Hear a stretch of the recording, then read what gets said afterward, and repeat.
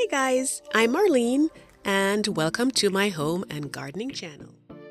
Today we're going to be looking at some beautiful purple flowers for your home and garden, and I hope that it gives you some ideas of different types that you can use and will go from season to season. We're going to first start off with our pansies right here. They're so beautiful and they're great for cool weather. They come in different shades of purple and some of them have cute little faces on there. And this right here is ornamental kale, and it pairs very well with the pansies because they both like cold weather and you can mix and match them.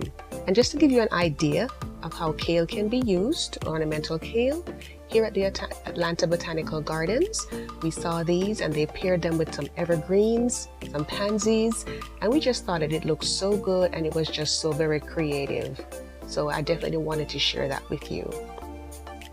Next we have iris, and this one is a lavender colored bearded iris, and they are pretty large flowers here that you're seeing, very large petals, and they come out in, I would say, about mid-spring, and they beautify your garden so well. And they're good for cut flowers inside your home. They do last longer though when you leave them on the plant itself. And I did leave a link below in the description, so if you wanted to get some of those, you can definitely do so. Also, we have different varieties of those. Some of them have more than one color. For example, this one right here, it actually has white and purple, and I just think it looks so unique and so beautiful. And the cousin to the bearded iris right here would be the Dutch iris. These are smaller, they're very disease resistant, and they spread a lot. So it's definitely a good one to put in your garden as well. And they come back from year to year and they multiply. So it just makes it so much easier for you. And here is a close-up look of one of them of a slightly different shade. This right here is mountain phlox or creeping phlox. This one is a slightly more pink version, but there's also a little slightly more purple one available as well. And it's a very good ground cover, and it comes out as one of my first flowers in the springtime. Here we have Salvia, and this I put both in my front garden and in my backyard garden because it actually helps with the pollination. It attracts bees and butterflies and great pollinators to help with your tomatoes and other veggies that you might have. This right here is actually called Johnny Jump Up, and it is actually a weed, but I just wanted you to see so that if you see those leaves coming up in your garden, then you know that you need to get rid of it so it doesn't spread and take over your yard. This right here is actually a juga, and this is a very nice ground cover, but it does spread a lot.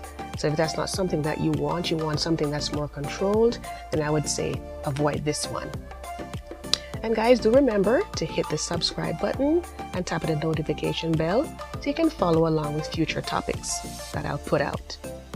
Here we have beautiful African violet, and there are different shades of those. This is great for your desk or maybe by your kitchen window, and it's a cute little gift to give to someone as well, and fairly easy to care for. Here we have some orchids. This one has little purple specks on there, and I think that it is just so cute. It is just such a nice gift to give to someone, and these types of orchids are pretty easy to care for. So definitely worth your time, looking into that.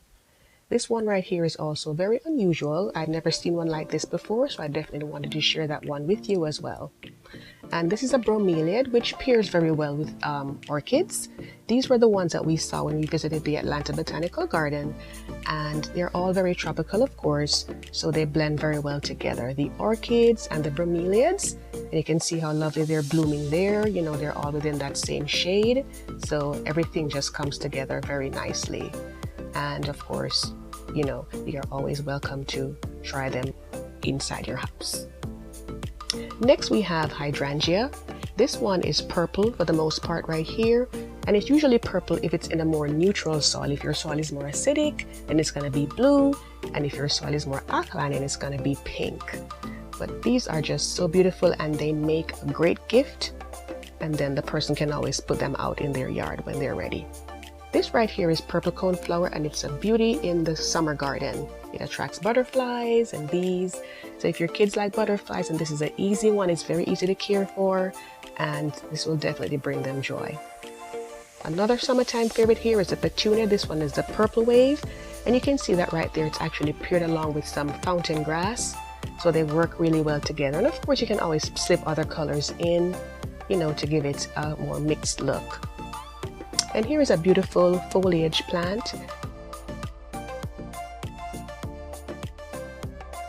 This one is actually from a picture I took in Jamaica, and I've also seen it in the Bahamas when I've been there, so definitely worth getting in your garden if you can. And here we have Moses basket or Moses boat.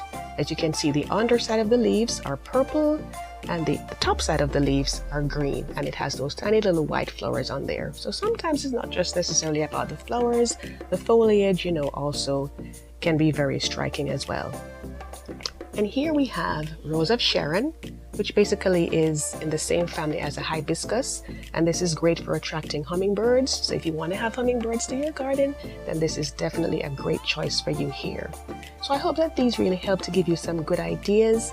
I do thank you so much for watching, and I hope to see you in future videos. Take care of yourself and happy gardening.